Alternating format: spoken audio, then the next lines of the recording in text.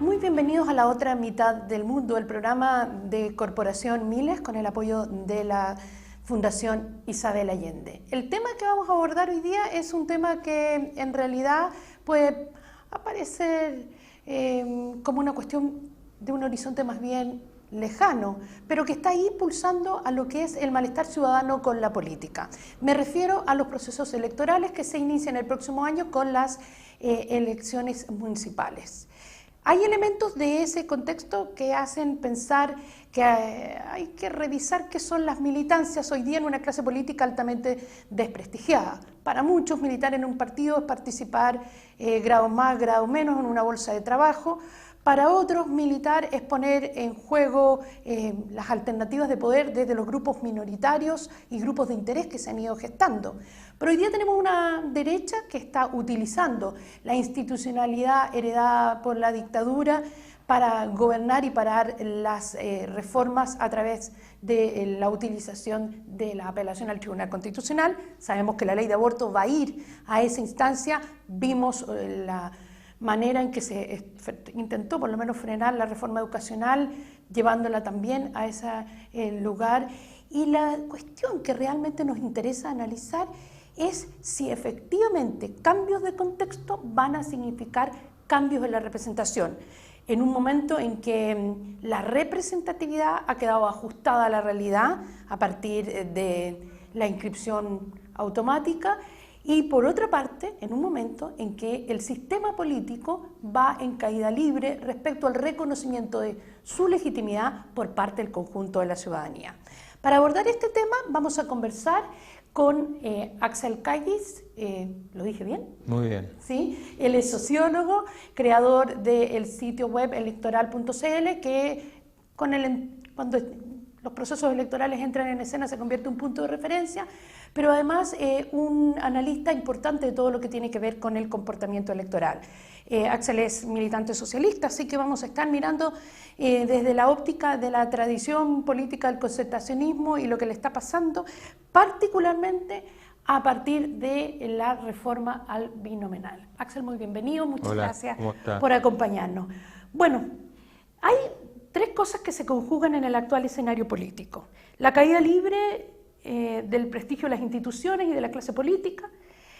También está en juego esta segunda etapa marcada por la inscripción automática, es decir, el ajuste desde el punto de vista de la representatividad matemática, y también una cuestión que no es menor, el desprestigio en que está la actual representación política. No me gusta hablar de clase política, me parece un término medio equívoco. Todos estos elementos configuran un panorama que va a tener su primera explicitación a propósito de las elecciones municipales. Y para nosotros, las mujeres, en las próximas parlamentarias, se va a poner en escena el tema de la ley de cuotas. Estos elementos configuran un panorama. ¿Cuál es tu visión al respecto? A ver, el panorama es bien sombrío como lo planteas tú, pero Chile no es tan oscuro. Las personas se entusiasman, hay una tradición de voto que es muy antigua, hay un grupo de chilenos que les gusta votar mucho, eso está en torno a los 4 o 5 millones de personas, y después están los hijos de ellos, bueno, y hasta llegar al padrón actual de los inscritos automáticamente, que son alrededor de 12 millones, 13 millones. Como no sabemos cuánto es el censo, es difícil establecer un padrón definitivo, es más bien una convención. Por lo tanto, lo que yo diría que es una hipótesis que el desprestigio desincentiva la participación, porque en España este año aumentó en el mayor desprestigio también de la política, y en otros países también ha aumentado. Por lo tanto, no es tan automático que se junte desconfianza, desprestigio con falta de participación. Hay que mirarlo un poquito más en el tiempo. Ahora, perdón, lo local le importa mucho a la gente. Es verdad. Y lo que sucede, perdóname, Rosario, es que la mayoría de las personas que hacen opiniones, escriben, viven en ciudades grandes. Y en ciudades grandes la relación con la política es muy lejana. Las ciudades grandes en Chile deben ser 40, 50, pero hay 300 comunas donde las personas nacen, viven y mueren conociendo a sus políticos. Entonces, hay una mirada, un sesgo de análisis muy centralista en Chile a la hora de hablar de política. Ahora, tú citabas el ejemplo español, pero en el impulso que está teniendo el proceso español es clave la aparición de actores que estarían disputando al bipartidismo, ¿no? Y entrando como actores para tallar en un concepto de deslegitimación, digamos, de los principales partidos. ¿Ese es un fenómeno que tú atisbas como presente en Chile? Lo que ocurre es que en España existe un sistema bastante más proporcional que el que nosotros teníamos hasta antes, con el sistema binominal. El sistema proporcional parlamentario que va a debutar en Chile el 2017, a finales, tiene mucho más que ver con 4 polos que con 2 polos, o dicho, tiene mucho más que ver con más fuerzas políticas que con un bipartidismo o bibloquismo, que es lo que existía en Chile. Las personas en Chile se hacían amigos políticos para poder competir de mejor manera y poder sacar rédito al sistema. El próximo sistema plurinominal, como se llama, donde se eligen 2 o 3 diputados hasta 8, permite que las cotas para entrar a ser electos sean mucho menores. ¿Qué significa eso? Que los puntos de equilibrio, a lo mejor si me voy a lo muy técnico, tú me miras feo y yo me paro. Entonces, las cotas de elección son bastante distintas. Hay en un distrito donde se eligen 8, la cota para ser electo es 11. En España lo que ha sucedido es que se ha institucionalizado estos últimos años lo que ya existía dentro de algunos partidos, que era algunos matices, y aprovechando este desprestigio, las redes sociales y la participación política. En España existe una cultura de participación bastante más marcada que en Chile, existe un nivel cultural que permite tener mayor acceso a la información, por lo tanto tenemos una masa de gente más informada y que le interesa más lo público, donde Ciudadanos y Podemos, que son los 2 grupos emergentes, de una u otra forma estaban subsumidos en el PSOE y una parte en el Partido Popular, Izquierda Ciudadana y algunos partidos locales. Entonces lo que hay es un paso a una institucionalización. Ahora, lo que debería pasar, de acuerdo a lo que ocurrió en Italia con Cinque Stelle y otra serie de movimientos en Alemania, es que esos grupos, cuando salen a la luz, cuando sus líderes comienzan a enfrentarse a otros, el mundo que los vio nacer los empieza a ver como los que estaban antes. Ya, entonces, hay una asimilación. Obviamente, y eso mismo va a pasar con los partidos emergentes, y si tú empiezas a conocer los datos de las personas como la Camila Vallejo, Yoyo Jackson y todo eso, ellos cuando entran en acción se empiezan a desperfilar. Más que desperfilar, se empiezan a parecer a las personas que toman decisiones por otros. Ahora, tú mencionaste mucho. A Camila Vallejo, a Giorgio Jackson, habría que mencionar a Carol Cariola y bueno, y a Gabriel Boric. Pero lo que llama la atención es que ninguna, bueno, el Partido Comunista en realidad es un partido tradicional en Chile, pero las otras agrupaciones, Revolución Democrática está teniendo dificultades para su inscripción como partido. Izquierda Autónoma no ha generado un referente orgánico que le permita hoy día plantearse en las municipales más que en torno a candidaturas emblemáticas. Entonces, a tu juicio, ¿de qué estamos? ¿De ver emerger, como en el caso español, tendencias con expresión orgánica y por lo tanto preparadas para el escenario electoral nuevas? ¿O estamos a puertas de liderazgos personales en el límite del caudillismo? Me interesaría preguntar en ese sentido, ¿cómo ves el fenómeno de Marcón? A ver, estamos a puertas de hoy diría que estamos terminando la era de piedra de la participación política, eso es esencialmente. ¿Asociar estos 2 bloques, alianza? No, o sea, no, más que los bloques, es la forma de participación, es decir, hoy en día militar en un partido, a mí, me suena es como vintage, es como... retro, dices tú. O sea, retro, nostálgico. No tiene nada que ver con lo que sucede en el mundo. O sea, se participa en miles y múltiples formas, en más cosas y más multidimensional que están inscritos en un partido. ¿Formas de participación desde el ámbito tradicionalmente llamado ciudadano? Ciudadano, vecinal, deportivo, de fe religiosa, es decir, con respecto a la vida comunitaria, al WhatsApp, es decir, la participación en una familia, en un edificio, en un estacionamiento, es decir, las distintas formas de relaciones que se establecen, no pueden estar mediadas porque alguien se inscribe en una notaría en un partido político. Eso es ya lo más antiguo que existe. Eso debería terminar, es decir, eso, si a mí viene un hijo mío, una hija mía me dice que quiere inscribirse en un partido, yo la mando al psicólogo, como está hoy en día la institucionalidad. Porque, sí. Eso se refleja también en las tendencias de opinión. Porque las personas que participan en política bajo este esquema es como empezar a decir, oye, mira, existen los autos, pero en realidad tenemos que andar en carreta. Hay un anacronismo terrible.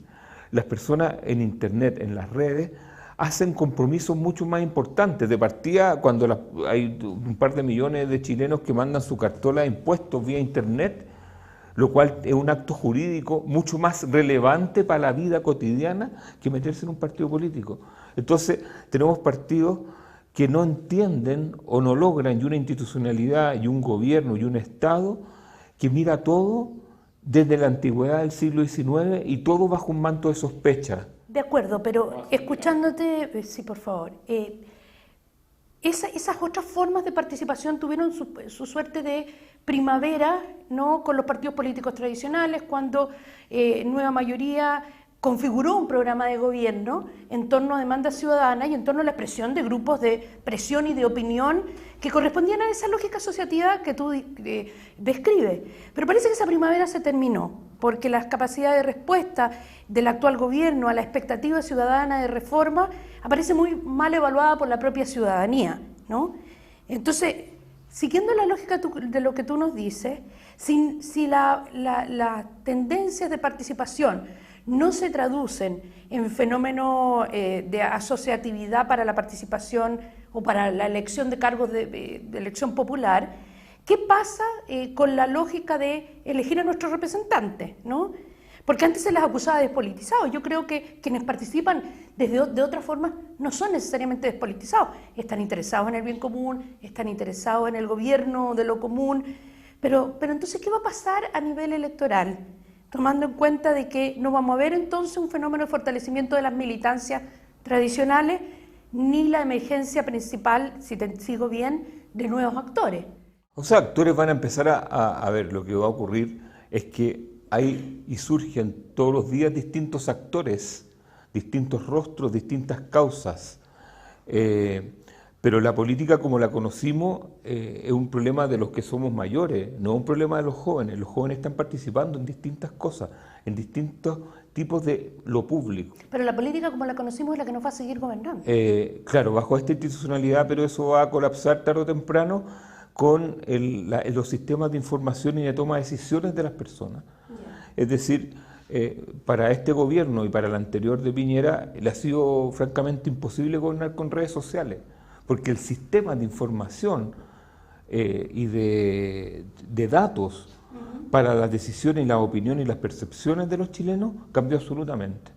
Entonces, tú no puedes seguir gobernando, te estoy hablando no de los próximos 2 años, estoy hablando en el futuro, con un esquema que comprende un Estado organizado para un cierto tipo de participación militante, cuando las personas son mucho más multidimensionales con respecto a su participación. Es decir, ahora, el problema lo tenemos porque estamos viviendo una transición, es decir, están emergiendo partidos, movimientos, que normalmente en el esquema tradicional morían, porque se iban extinguiendo, porque iban metiendo a la burocracia política y lo iban tragando, llamémosle, desde Recabarren hasta el día de hoy. Pero lo que va a suceder es que ellos se van a dar cuenta que la única forma de participar y sacar réditos del sistema es a través de ciertos grupos un poco más macro. Porque el gran problema que tienen todos estos movimientos, partidos chiquititos, partidos que están inscribiéndose, es que requieren que personas vayan a una notaría primero para constituirse. Ya eso es una gran barrera de entrada porque las personas les cuesta ir a una notaría y buscar en Santiago 6.000, 7.000 firmas para inscribirse. Pero esencialmente tiene que ver con que la lógica de elecciones está hecha siempre para privilegiar los grandes pactos, los grandes partidos.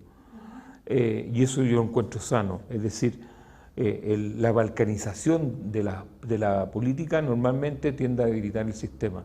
Por lo tanto, los partidos emergentes, los partidos que se arman como el Podemos, que se arman desde redes sociales o desde actores que tienen que ver más con lo mediático y con lo de la tradición de partido de masa o partido de opinión, esos partidos, si logran entender cuál es la lógica del juego, que pasa por unirse más que dividirse, es decir, dicho de otra forma, nadie entiende que Revolución Democrática, Izquierda Autónoma, el PRO y una serie de partidos emergentes vayan desunidos a la próxima elección. ¿Por qué?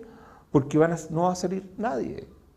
Van a aumentar la cantidad de votos de ellos, pero cuando transformen esos votos en cargos no van a llegar a ninguno. Porque los sistemas en general en todo el mundo están hechos para privilegiar los grandes pactos y las grandes alianzas, y no la participación diseminada de la política. Bueno, en la lectura de este contexto con sus fracturas y sus transformaciones, también cabe preguntarse qué está pasando en los intentos de maquillaje de los bloques de derecha, ¿no? Ahí hemos visto esfuerzos de los mismos actores, ahí ya no corresponde un fenómeno de nuevos actores emergentes, sino de fracturas en las militancias personales que generan tendencias y el intento de esta nueva agrupación o esta reformulación de lo que fue la Alianza por Chile, ¿no? ¿Cómo ves tú el pulso exclusivamente desde la derecha, tomando en cuenta que va a tener que tomar posición respecto a un tema no menor, el cambio constitucional? Sí, a ver, yo creo que no está la derecha como un bloque, sino que ahora está más matizada porque uno de los beneficios de tener sistemas plurinominales es que permite a los actores acercarse más a sus esencias. La actual Vamos Chile, o Chile Vamos. Yo no lo nombré por no equivocarme. Sí, pero bueno, es una marca nueva, así que uno tiene el beneficio de la equivocación.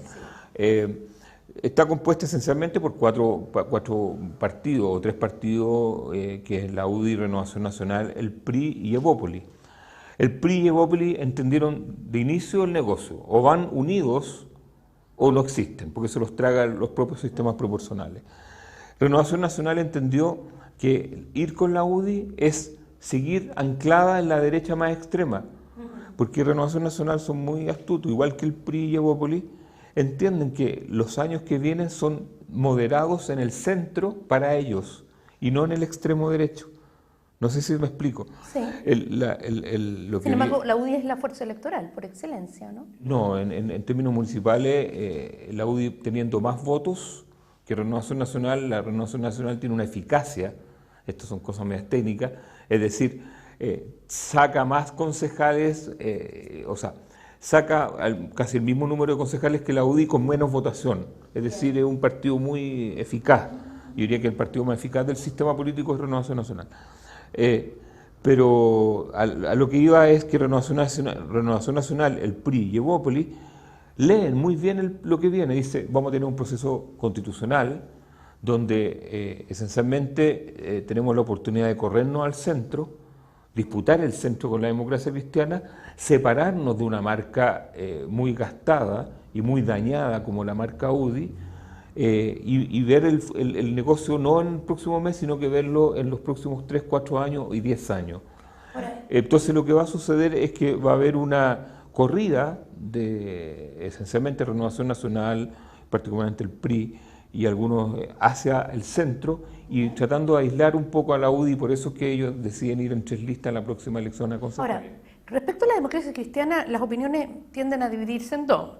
Los que se preguntan hasta cuándo los socialistas van a seguir tejiendo la trenza con la DC, y por qué no sinceramos las cosas y ponemos a la DC en el espectro que le corresponde, y no dominando coaliciones con nueva mayoría, que hoy día es una coalición dominada por la democracia cristiana, por lo menos en lo que a las agendas como las de la organización Miles se refiere.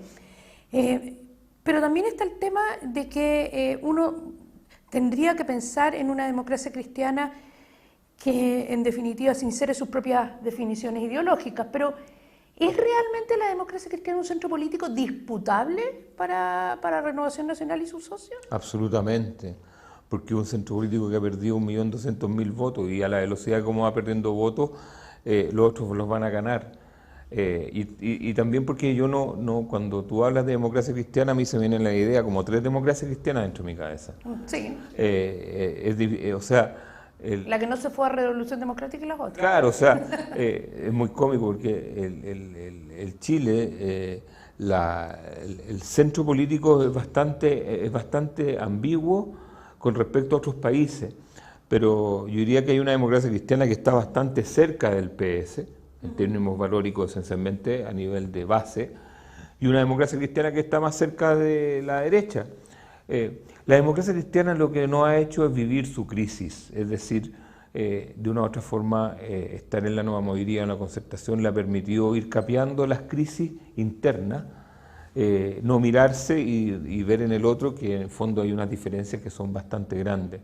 Lo que debería pasar en el futuro es que en medida que la democracia cristiana se sienta más acompañada en el ámbito del centro, naturalmente transite y se... naturalmente va a tener que tomar una definición en ese sentido. ¿Y no es un elemento central en que ese proceso se desencadene la ruptura de ciertas sociedades fácticas, sobre todo a nivel parlamentario con el PS?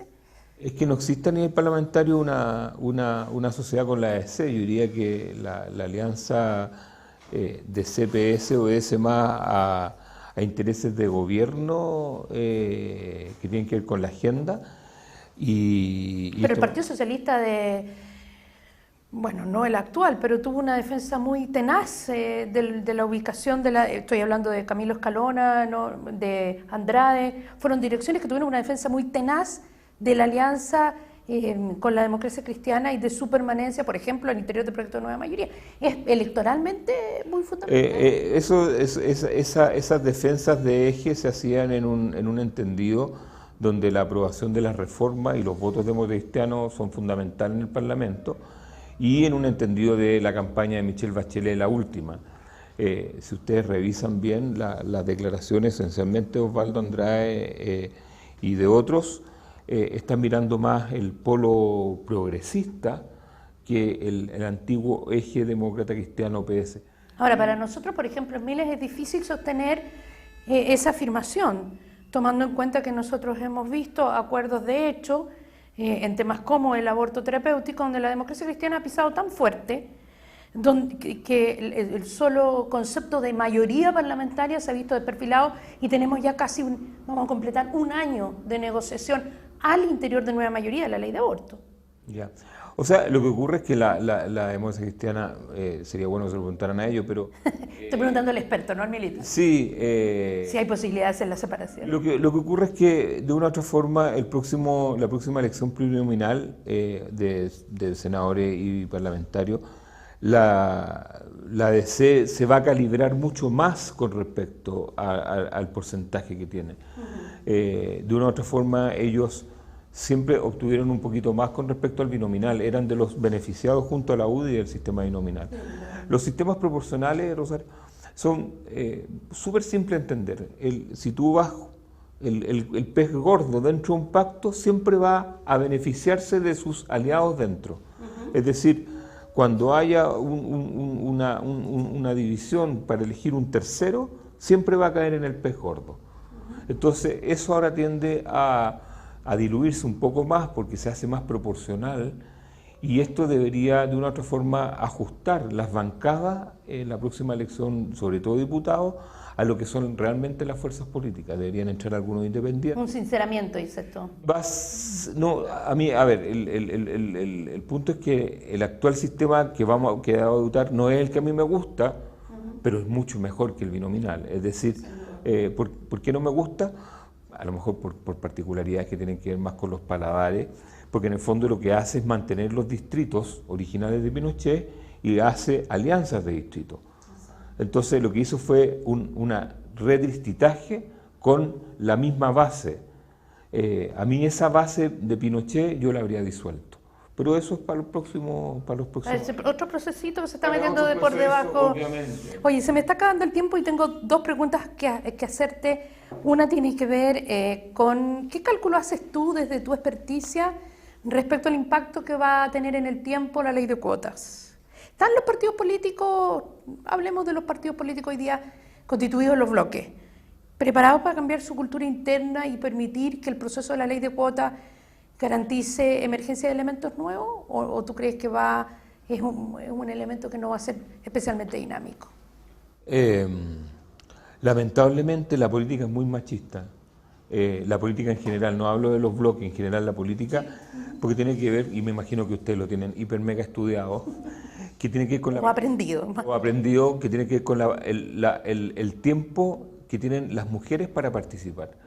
El hombre de una u otra forma, como lo veo yo, y esa es como la primera... La cultura del café, dices tú. Yo diría que la cultura del llegar tarde, la cultura de que las reuniones políticas se hacen desde las 6 hasta las 1 de la mañana, yo anoche estuve en una hasta bien tarde, y las mujeres que iban a ir, no llegaron todas porque tenían problemas.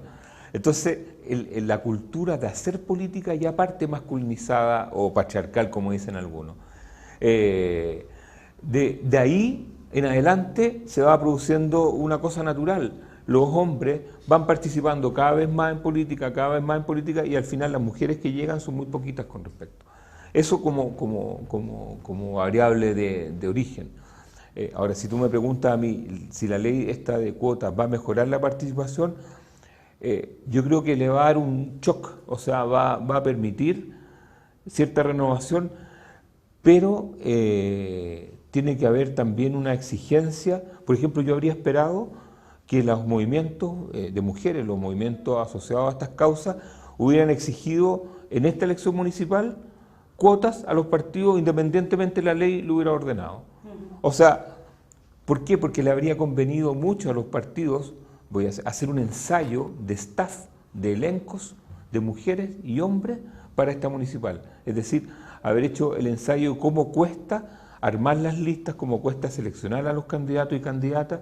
Es decir, habría sido una muy buena iniciativa que hubiera sido deseable en esta elección municipal haber presentado 60-40 en términos de hombre, mujer o mujer, hombre. Ahora, hay ejemplos dramáticos de cómo opera la ley de cuotas en algunos países latinoamericanos que tiene que ver con la suegra, la cuñada, la señora de quien ostenta el poder, pero estamos hablando en escenarios de poderes muy personales, de mucho cacique. Pero a los partidos, yo diría que a los partidos más de izquierda les cuesta menos incorporar a la mujer, o sea, de hecho ya algunos partidos son, no me acuerdo cómo se llama, estos 50-50, es decir, paridad absoluta. Paritario, absoluto. Pero el problema que tienen muchas veces es que cuesta cumplir porque no hay mujeres. O sea, no es porque no se quiera, es que no hay. ¿Y por qué no hay? Porque no llegan. ¿Y por qué no llegan? Porque están metidas en otras cosas que tienen que ver con un régimen comunitario. O por lo poco atractivo que puede ser la participación desde el punto de vista de los cambios culturales más fuertes, ¿no? Bueno, y para terminar, Axel, esta interesante conversación, ¿qué crees tú? ¿Qué viene en política? ¿Viene una etapa de profundización del desprestigio de las instituciones y de los liderazgos, o viene una etapa de renovación, tomando en cuenta esto que tú decías inicialmente, que es un escenario de cambio, de transición? Lo que yo creo que va a venir una exacerbación en los próximos años de ciertos liderazgos más vinculados a la ética y a la moral, lo cual no sé si son buenas noticias para las causas más progresistas, pero normalmente cuando se producen llamémosle, estos Big Bang donde la desconfianza se instala y nadie cree en nada, surgen líderes acorde a eso, es decir, surgen contrapesos a la incredulidad y esencialmente están vinculados a la justicia, están vinculados a ciertas posesiones que tienen que ver más con cumplir ciertos ritualismos de transparencia, y yo diría que un fenómeno muy interesante es lo que sucedió con Sacha-Wan. En la literatura, sobre todo Gonzalo Balón, que es un sociólogo que ha escrito sobre cómo gobernar en tiempos de desconfianza, Sacha-Wan es un buen ejemplo de cómo comienzan los liderazgos. ¿Te refieres al exfiscal?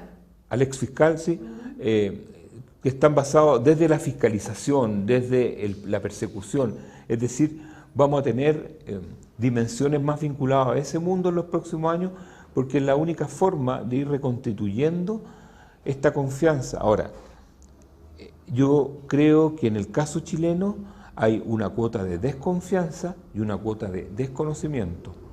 Creo yo que muchos chilenos, cuando hablan de las instituciones, asumen, porque no las conocen, que son desconfiadas.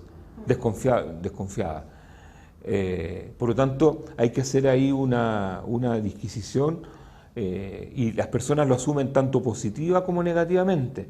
Porque si yo te pregunto a ti cuál es tu opinión o qué confianza tú tienes en los bomberos, toda, pero tú no conoces los bomberos. Y después te pregunto por los partidos políticos, nada, pero tampoco conoces los partidos políticos. Entonces operan ciertos sentidos comunes que se van apropiando de las experiencias personales. Yo diría que hay una disociación entre la experiencia y la opinión con la opinión pública, pero esto no va a seguir así toda la vida. Bueno, Axel, muchísimas gracias por compartir con nosotros aquí en La Otra Mitad del Mundo. Se abre temporada electoral, es una acelerada y prolongada temporada dentro de nuestro cronograma político. Hay que ver qué pasa con las demandas de cambio y hay que ver qué pasa con la capacidad de autoconservación que tienen las fuerzas políticas tradicionales, y ese es el tema que hemos conversado en esta edición de La Otra Mitad del Mundo.